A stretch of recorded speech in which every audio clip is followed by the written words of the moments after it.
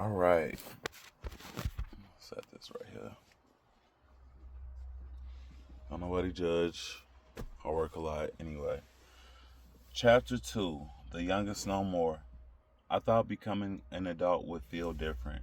I thought that there would be a moment, some announcement, some invisible ceremony where everybody suddenly looked at me differently and said, "Yeah, he grown now." That isn't what happened. What happened was I stood in an enterprise wearing my pants pulled up, my shirt tucked in, dressed older than I felt because my car broke down and I needed another one to get to work. I already had bills, already had responsibilities, already had people depending on me. But when they looked at my age, none of that seemed to matter. I learned something early. If you don't fit in, things don't go smoothly. Not because you aren't capable, because people treat what they believe they see. Back then, being the youngest meant something. I came from people who would fight for me, protect me, ride for me. I carried the confidence that comes from knowing people love you enough to become dangerous for you. Then I moved, and protection became responsibility. My first apartment wasn't much. Two bedrooms, mostly empty. I kept one room almost like a storage unit because keeping the rest of the house clean made me feel like I had things together. Sometimes pretending to have things together helps you survive long enough to actually figure them out. The apartment was quiet, too quiet. When my girlfriend wasn't home, I could hear neighbors through walls, families talking, kids running, people living, and I would sit there listening. That silence hit hard, harder than bills ever did. I wasn't I wasn't scared of surviving. I knew I could survive. What I wasn't prepared for was the loneliness. Me and my girlfriend Jessica built our little household together. At least that's what it felt like.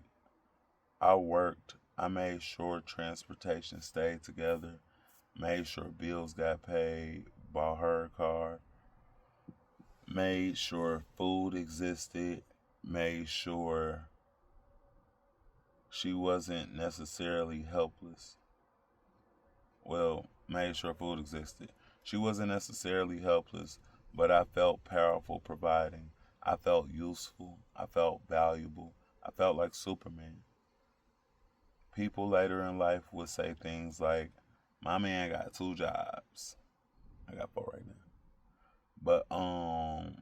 And whether I understood it or not, that feeling became addictive because being needed feels good, sometimes too good. We had good moments there. We almost burned the place down. One night after work, fries left on the stove by my girl, grease fire. Young me reacted fast. I was like Wesley Snipes, y'all. Young me reacted fast, put the fire out, two fire extinguishers. Crazy. Then immediately worried about hiding liquor because I wasn't old enough to have it. I hid bottles in my car, forgot there was nearly $800 sitting by there, and papers flammable. It could have burnt up.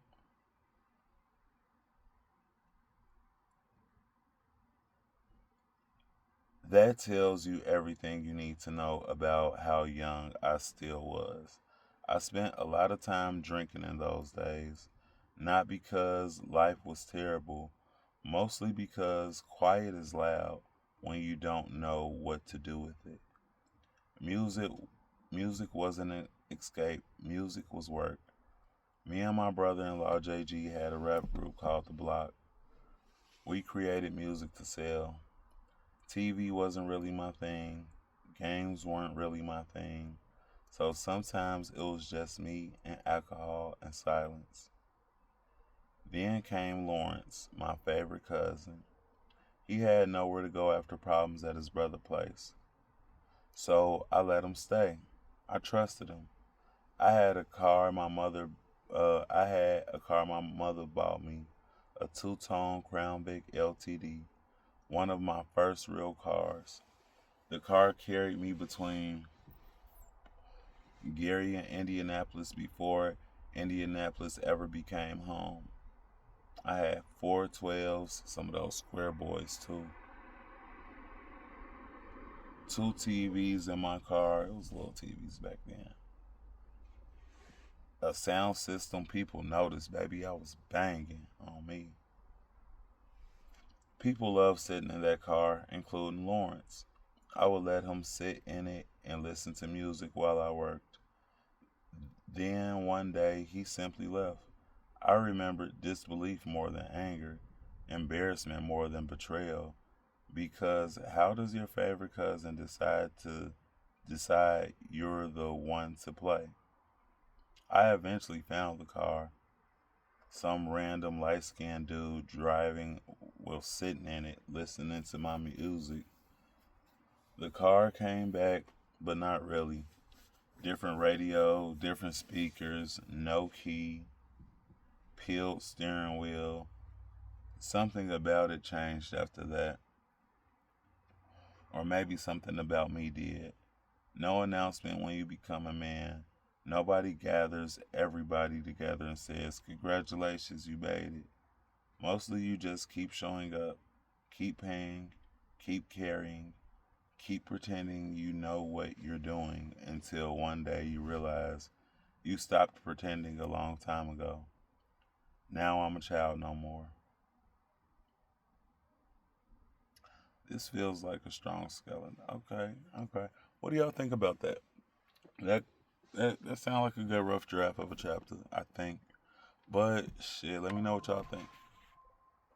Alright, where you at? It's your boy J Fat J Figgity on a giggity.